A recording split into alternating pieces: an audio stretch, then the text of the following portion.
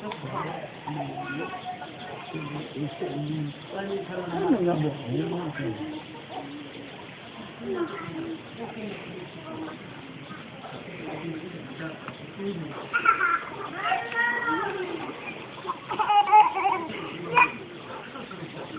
ada ingat sana luas ya?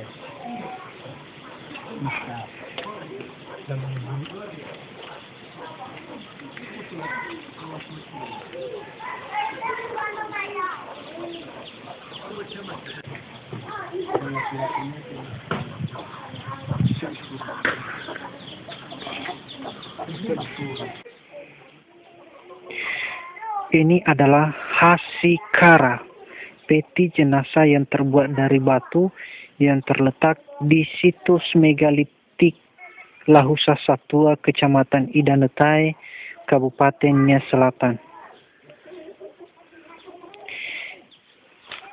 Peti ini merupakan peti jenazah untuk bangsawan. Dan ciri khas dari peti ini yakni bagian tengahnya dilubangi dengan tujuan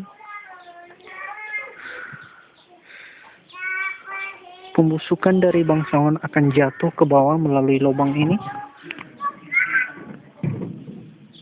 Ya.